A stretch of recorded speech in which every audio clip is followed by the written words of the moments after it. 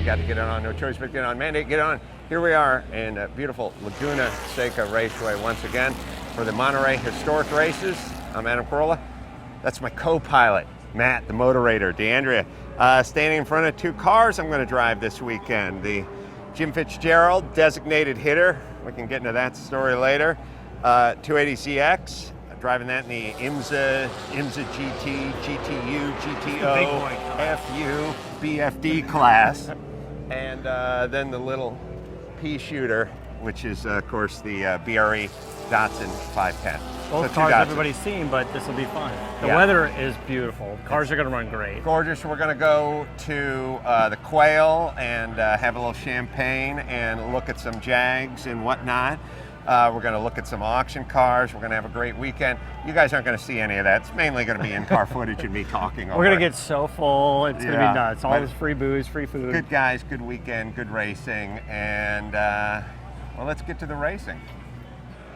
Green flag hasn't dropped yet. They held it for a while, and now they dropped it. And I'm on the inside, the very inside, and what you'll see here is a bunch of guys going around the outside because the inside gets kind of jammed up a little bit. Yeah. So there's me on the inside and having to kind of slide in, and a bunch of guys going around wide. And a lot of bumper-to-bumper action here at the beginning, which is great. By the time we came out of that first turn, I'd went from 12th place to maybe 17th place or something. So it's a beautiful day. Monterey is gorgeous. People darting around a little bit. We'll look up. You can see the speeds as you look up and we go through the Mother's Tower here. 103.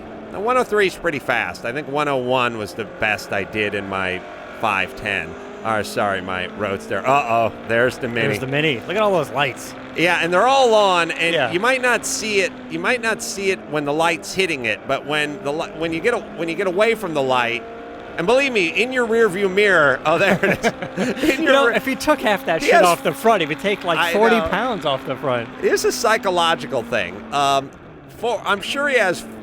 Getting up there. I'm sure there's. First off, the fucking Mini. He has two headlights, probably on high beams on, and he has 4 driving lights. And by the way, they take up the entire front of the car. Yeah, how does he get any air through the grill? That's a good point. I think they're rear-engine cars. Now, the point is this. It's an interesting psychological dynamic because let me tell you this. When you start driving in your rearview mirror, you are fucked. You have no idea. I learned it doing the Celebrity Grand Prix. The first year I did the Celebrity Grand Prix, we were practicing just up at Willow Springs, on the streets of Willow, and all of a sudden here comes Jeremy McGrath like up my ass, and I'm looking at him in my rearview mirror, and next thing I look down and I'm off the track. Like, you don't realize the skill. It's actually the opposite of the skill of the waitress who ignores you.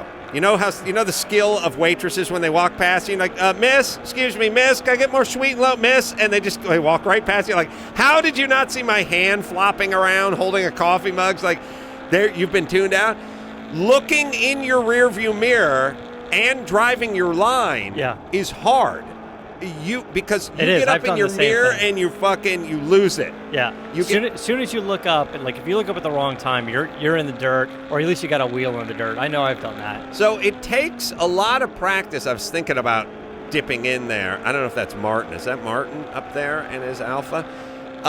As soon as you get caught up in that mirror, you get off your line. So the only practice for driving with somebody in your mirror is go to Laguna Seca, get an asshole in a Mini Cooper, have him turn on all his driving lights, have him paint his car red, and have him dart in and out of the back of you all day long. And eventually you just get used to knowing where he is and being there. And I knew where he was the whole time. I knew what he was doing the whole time. Oh, he's going wide here. Oh, is he trying to pass? There he is. He did pass. There he goes. Right. By the way, now when you raced... If only you had some damn headlights. With the IMSA guys... And this guy has the world world's smallest brake lights, too. Oh, that's right. There's no brake lights. He's all headlight, no brake light. Yeah. Now he knows what I'm doing here, and he's drifting out. He's drifting out a little bit there. First of all, he's on the wrong side of the car. Yeah. You could grab him. Yeah. You got him. Yeah. You didn't push him into the dirt. I'll tell you You play too nice. I'll tell you what's nice is at least when the guy in the Lotus 26R goes blowing past you, Yeah, or the twice mini the guy, speed. the mini guy passes you. He's blowing past you because he's 1,200 pounds and you're 1,900 pounds.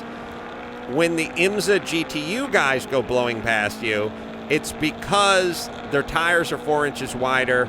Their cars are 100 pounds heavier, but they have 500 more horsepower. Yeah, they have insane amount. When of they power. go past you, that is a rocket ship that has some girth to it passing you. Yeah. So they're loud and just obnoxious. They're scary. Yeah. Now the whole thing about the Lotus or the Mini, yeah, you can pass me, and if you fuck up, you're gonna get it because I'm the guy. The reason you're passing me is because I weigh 1,000 pounds more than you. But not because you have 1,000 horsepower more than me, and that's what makes the IMSA guy scary, because when the crazy Corvette guy comes up your ass, or the crazy Mustang guy comes up your ass, or the 935 guy comes up your ass. And they're coming quick. They're coming quick, and they're more car than you. So, yeah, here's the Mini guy again. I have no idea what place I'm in at this point. I don't know, I but, probably picked off a car or two. I was getting pissed off because I knew I could catch that Lotus Super 7, and he got about 200 yards in front of me, and I literally couldn't make an inch up on him every lap. You're killing the Mini on this straightaway. I got a little distance from the Mini at some point. All right, the rest of the race is probably boring. Or do I get to pass someone else there? Or he's going to catch up again? Yeah, he's still chasing around the whole track. He, by the way, like, I don't even know if he trailers that thing. I think he just puts it on 4 car dollies and then just puts a tow strap onto the back of his. He trails it. He actually uses a VW. Remember when VW made a pickup truck? Yeah. You know what I liked about the VW pickup truck? It was one of those pickup trucks that came from the factory with the rear end lower than the front end. Like, that's great. Now, what if I actually put something into the bed of this pickup truck? Front wheels off the ground, and it's a front-wheel drive pickup truck? It was a great design. It was like, I got past. All right, I got past. Oh, I dove in on the Alpha there at the top of turn, whatever. And there's that fucking Lotus, and I can't get that goddamn Lotus. Beautiful day. Back to complaining about VW VW says we need a pickup truck. It needs to be front-wheel drive, and it needs to lurch backwards when it's just sitting there, bone stock. And God forbid you throw in a bunch of 10-foot 2x6s that hang over it, because now it's going to drag on the ground. What is that? It's like a trophy truck. You know, trophy trucks, the front end sits up, and all the Baja trucks. Uh-oh, here comes the Mini. It's going to get the Alpha. It's going to get poor Martin at the Alpha. Is that Martin? I think it is. Is that Martin? Martin's our buddy from eBay. Yeah. Oh, he's getting him. Once again, these replay XD cameras worked out great. Oh, such a great shot. I can see the boogers in your nose from there. Yeah. On this big screen. Yeah, I've actually taken Vicks Vapor Rub and shoving it up both nostrils because it smells good and it kind of wakes you up. It feels like a corner. Feels good. Yeah. And there's me catching up to... Oh, that guy. The Lotus is gone, by the way. Oh, no, this is the last place Volvo. guy. This is the guy. All right, I'm passing the Volvo. I passed him twice. Yeah, this guy was really kind of just doing his own thing. Here, all right. Now nice block on the Mini he just did let me there, explain something. When you get lapped once, you're off the pace, but I can't complain. I get lapped all the time because there's faster cars out there. But when you get lapped twice in a 10-lap race, that should be the Mason-Dixon line for you getting. That should be the cutoff line for you getting pulled out of the race, because at that point it becomes dangerous because you are getting lapped at such a speed. Literally, if you're going to lap someone twice in the course of a race, that guy's passing you 40 miles an hour faster than you're traveling, and thus you become an impediment. I mean, it becomes a danger at that point. I tell you what, he looked like he was having fun though. Just running his own race, just out there doing his own thing. Well, again, if you're going to get lapped twice by mid-packer, time to back it in. I like the guy who just insists on taking. I think last year was a guy out there in a VW Bug. This year it was the Volvo, and I mean not the Volvo with the chopped top. I'm talking about the Volvo. I don't even know what to call it. I don't even know. It looks like a 32 Ford hot rod. You know, like a big fendered hot rod. But, bubble top on there. All right. The Mini's going to catch my ass again, but we get it, right? He's not going to pass though. Hey, we don't let him pass. I think I catch up to a. Are you going through the speed trap again? I want to see how fast you're going. All right. Let's see what we're doing through the speed trap. Everyone goes and hangs out on top of the trailer, and there's two corners where you're supposed to hit it fast, but it's easy to get loose. And that's where everyone hangs out, because I want to see you make an asshole of yourself. Can you see it? 98? It was still rising when I went through it, so I don't. Hey, look, anywhere around 100 miles an hour in the 510 through there, that's quick. It feels quick, because you're driving such an old... We saw the Cobras running. What were they running through there? 119? What it is, it was like this. The best time in the 510 looked like about 102, 103.